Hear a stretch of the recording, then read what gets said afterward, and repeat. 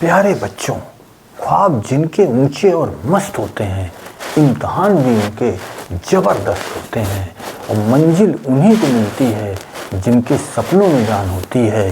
पंखों से कुछ नहीं होता, हौसले से उड़ान होती है।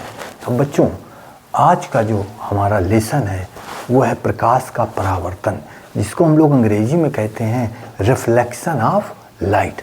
हमने बच्चों ये बना रखे हैं, आपके जो 12 पॉइंट हमने दे रखे हैं, इनको आप एक जगह पर नोट कर लेना ताकि आपके माइंड के में ये सब सेट हो जाए, आपके दिमाग में ये व्यवस्थित हो जाए। अब बच्चों देखो, हम आज आप इस चैप्टर के न्यूमेरिकल के पोर्शन पे चर्चा कर रहे हैं और उसके बाद यहाँ से फिर हम इधर ये जो आपके दिए थ्योरी के पोर्शन, इन पर चर्चा करते हैं। फिर बच्चों, पहले हम जो न्यूमेरिकल का आपको पोर्शन दिया है, जैसे कह रहा है गोली दर्पण की चिन्ह प्रॉपर्टी। आप अगर सवाल लगा रहे हैं और अगर आप, यानी कि इसको अंग्रेजी में क्या कहते हैं, sign convention of spherical mirror, अगर आप ये नहीं जानते हैं तो आप सवाल को सही नहीं बनाएंगे, यानी कि आप सवाल को कहीं ना कहीं गलत कर देंगे।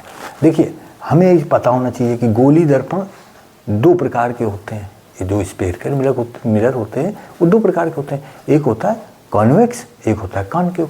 कॉन्वेक्स यानी उत्तल दर्पण, कॉनकेव यानी कि अवतल दर्पण। अब देखिए बच्चों, अगर मान लीजिए आप अवतल दर्पण का सवाल लगा रहे हैं तो अवतल दर्पण के लिए फोकस दूरी, जो फोकल लेंथ होती है वो हमेशा ऋणात्मक होती है, याद रखना। अगर अवतल दर्पण का सवाल दिया है और आप f का मान निकाल रहे हैं तो वो ऋण में आना चाहिए, ठीक।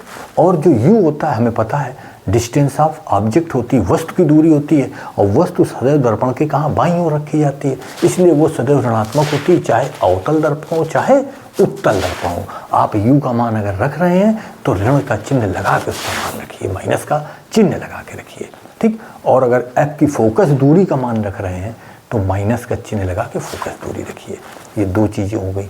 अब अगर अवतल दर्पण का सवाल है, देखिए f तो निगेटिव हो गई, u भी निगेटिव हो गया, ठीक। अब v में एक इमेज फॉर्मेशन आप पढ़ते हैं, जब image formation by concave mirror and convex mirror, तो जो कॉनकेव मिरर आप पढ़ते हैं यानी कि अवतल दर्पण को पढ़ते हैं तो उसमें 6 इमेज की फॉर्मेशन होती है, जिसमें एक जो इमेज की फॉर्मेशन है आपकी, वो जब ऑब्जेक्ट आपका पोल एंड फोकस के बीच में होता है, यानी कि object between pole and focus, यानी कि ध्रुव और फोकस के बीच में जब वस्तु होती है तो बिहाइंड द मिरर, दर्पण के पीछे बनता है प्रतिबिंब, और वस्तु से बड़ा बनता है, सीधा बनता है, इरेक्ट बनता है, ठीक। तो इसका मतलब है कि हम लोगों ने वहाँ पर देखा जाके कि, तो वहाँ पर अगर इस तरीके का सवाल है, आपको दिखेगा कि अगर ऐसा कोई सवाल है जहाँ पे वस्तु ध्रुव और फोकस के बीच में आ रही हो तो वहाँ केवल v का मान आप धन में रखेंगे, नहीं तो अवतल दर्पण के लिए तीनों मान आपके माइनस में होंगे। और उत्तल दर्पण अगर है तो बच्चों 2 ही फॉर्मेशन होती हैं, तो उसमें क्या u का मान तो निगेटिव ही रखेंगे आप, लेकिन f और v धन में रखेंगे। और अगर आप f निकाल रहे हैं, उत्तल दर्पण का सवाल है, तो f का मान धन में आना चाहिए, अगर नहीं आ रहा है तो आपका सवाल गलत हो जाएगा। इस तरह बच्चों हम ये इसको समझ लेते हैं और सवाल गलत नहीं होता है।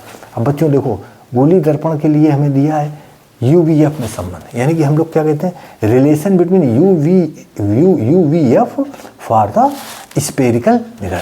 अब देखिए बच्चों, इसमें संबंध क्या होता है भाई, गोली दर्पण का मतलब क्या हुआ, स्फेरिकल मिरर का मतलब क्या हुआ, कॉनकेव मिरर, कॉन्वेक्स मिरर, दोनों के लिए आपका फार्मूला यही रहेगा, चाहे उत्तल दर्पण का आप सवाल लगा रहे हो चाहे अवतल दर्पण का लगा रहे हो। 1/f = 1/v + 1/u रहेगा, ठीक बच्चों। और देखिए बच्चों, कहाँ फार्मूला है, मिरर में रहेगा। अभी लेंस की बात हम नहीं कर रहे हैं, ये मिरर के लिए फार्मूला है, ठीक। अब देखिए बच्चों, जो रिलेशन है किसका, फोकस दूरी और वक्रता त्रिज्या का, यानी अंग्रेजी हम लोग कहते हैं relation between radius of curvature and focal length. अब देखिए ये होता क्या है, बराबर r/2। अगर आपको वक्रता त्रिज्या मान लो दी है तो उसका आधा कर दो, फोकस दूरी आ जाएगी, और अगर आपको मान लो फोकस दूरी दी है उसका दूना कर दो, वक्रता त्रिज्या आ जाएगी। लेकिन बच्चों यहाँ भी आपको याद रखना है, अगर उत्तल दर्पण है तो प्लस में फोकस दूरी, और अवतल दर्पण है तो माइनस में रखेंगे, ठीक। इस तरीके से हम इसके मान भी निकाल लेंगे। देखो, धन प्लस और माइनस को आपको बहुत सोच के चलना है, ये गलती आपको नहीं करनी है। अब बच्चों देखिए, अगला जो नंबर है 12 नंबर में क्या लिखा है, रेखीय आवर्धन, यानी इसको हम लोग इंग्लिश में कहते हैं लीनियर मैग्नीफिकेशन। अब इसको हम लोग डेनोटेड m से करते हैं, यानी इसको हम लोग जो प्रदर्शित करते हैं वो यम है। तो यम बराबर होता है आई बाई यू और बराबर माइनस बी बाई यू, यानी कि m equal to i by u is equal to minus b by u. अब इसमें बच्चों क्या देखिए यहाँ माइनस लगा है, ये कहाँ है, मिरर में। लेंस के लिए बात नहीं कर रहे, लेंस में जब बात करेंगे तो उसकी अलग चर्चा करेंगे। तो ये मिरर में है। अब देखिए बच्चों हमारे पास यहाँ पर क्या है, जो आई है ये क्या है, हाइट ऑफ इमेज, यानी कि वस्तु की ऊंचाई है, सॉरी हाइट ऑफ इमेज यानी कि प्रतिबिंब की ऊंचाई है।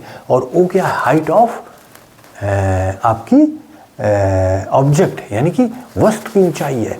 और वी क्या है, डिस्टेंस ऑफ इमेज यानी प्रतिबिंब की दूरी है। यू क्या है, डिस्टेंस ऑफ ऑब्जेक्ट यानी कि वस्तु की दूरी है। और सभी दूरी दर्पण के ध्रुव से नापते हैं यानी पोल से नापते हैं। अब बच्चों देखो यहाँ ये आपका हो गया।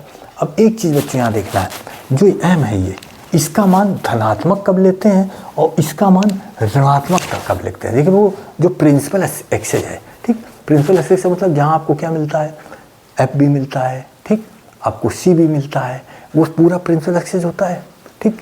अब देखिए बच्चों उस प्रिंसिपल एक्सेस के अगर ऊपर प्रतिबिंब बन रहा है यानी कि अप साइड में है, इसका मतलब प्रतिबिंब आपका कैसा बन रहा है, इरेक्ट होगा, सीधा होगा। प्रतिबिंब आपका कैसा होगा, सीधा होगा। इसका मतलब प्रतिबिंब आपका कैसा होगा, रियल होगा। कैसा होगा, रियल होगा। और प्रतिबिंब आपका नहीं, सॉरी बच्चों, प्रतिबिंब आपका कैसा होगा, वर्चुअल होगा, इरेक्ट होगा।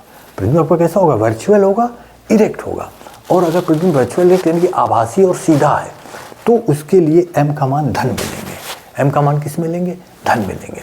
और अगर आपका जो इमेज है वो रियल है यानी कि वास्तविक है और कैसा है, इन्वर्टेड है यानी कि रियल एंड इन्वर्टेड है यानी वास्तविक और उल्टा है, तो उसके लिए एम का मान माइनस मिलेंगे, निगेटिव लेंगे। ये याद रखना बच्चों कि जो रेखीय आवर्धन होता है जब प्रिंसिपल एक्सिस के अप साइड में यानी ऑब्जेक्ट बन रहे हो तो ऊपर साइड में, ऊपर साइड का मतलब होता है कि आपका क्या होगा, जो वर्चुअल और इरेक्ट यानी कि आप कहेंगे आभासी और सीधा, उसके लिए यम का मान धन में होगा। और अगर आपका रियल और इन्वर्टेड है यानी वास्तविक उल्टा है तो फिर उसका यम का मान आपको ऋण में लेना है, ठीक, ये याद रखना बच्चों। अब इसके बाद बच्चों देखो प्रकाश। देखिए प्रकाश क्या है, प्रकाश एक प्रकार की ऊर्जा है। प्रकाश की सहायता से हम वस्तुओं को देखते हैं, ठीक। अगर अंधेरा है तो हम वस्तुओं को नहीं देख पाते। प्रकाश विद्युत चुंबकीय तरंगे हैं, ठीक। निर्वात में प्रकाश की चाल 3×10⁸ मीटर प्रति सेकंड होती है बच्चों। अगर मान लीजिए बच्चों इसी को आपको अंग्रेजी में कहना है तो आप क्या कहेंगे, light is a form of energy we can see with the help of light, ठीक। Light is a electromagnetic wave, speed of light is vacuum 3×10⁸ metre per second, ठीक बच्चों। अब जैसे प्रकाश का परावर्तन है तो रिफ्लेक्शन ऑफ लाइट क्या है। अब देखिए बच्चों आप किसी गेंद को ज़मीन पे पटके तो बाउंस बैक करेगी, वापस आ जाएगी ऊपर। ये यानी कि बाउंसिंग बैक ऑफ लाइट यानी कि जब प्रकाश की किरण किसी चमकदार या पॉलिशदार सतह से टकराती हैं तो उसी माध्यम में वापस लौट आती हैं। प्रकाश की इस घटना को प्रकाश का परावर्तन कहते हैं। अब बच्चों इसी को अगर आप अंग्रेजी में कहें रिफ्लेक्शन ऑफ लाइट क्या है, रिफ्लेक्शन ऑफ लाइट क्या है अंग्रेजी में अगर कहें तो बच्चों देखो the phenomenon of bouncing back of light rays in the same medium of striking a smooth surface is called reflection of light. अब बच्चों अगला क्या है कि परावर्तन के नियम क्या है बच्चों। अब देखिए बच्चों ये मान लीजिए परावर्तन के नियम आपको देना है तो मान लीजिए आपका स्मूथ सरफेस हुआ, अभी बात करा ना कि स्मूथ सरफेस से टकराती है तभी तो बाइक खुद करती है। स्मूथ सरफेस पे ये आपकी गई रे, इसको हम लोग कहते हैं आपतित किरण, और यहाँ से टकरा कर चली गई, इसको कहते हैं परावर्तित किरण। और ये आपका नॉर्मल हो गया, ठीक। अब ये नॉर्मल हो गया, ये इसको हम लोग क्या कहते हैं, आपतित किरण, इसको कहते हैं परावर्तित और इसको कहते हैं अविलंब। और ये होता है आपतन बिंदु। ये क्या होता है बच्चों, आपतन बिंदु। तो बच्चों जो हम लोगों का पहला नियम हो गया, हम लोग क्या करेंगे कि परावर्तन के प्रथम नियम के अनुसार।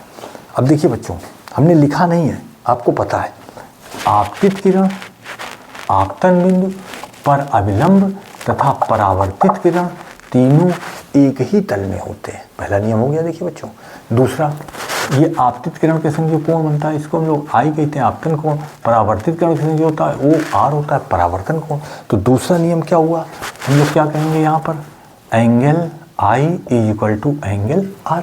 यानी दूसरा नियम क्या कह रहा है कि आपतन कोण सदैव परावर्तन कोण के बराबर होता है। अगर इसका मान 50 अंश है तो इसका मान भी 50 अंश ही होगा। यानी कि दोनों नियम आपको याद हो गए।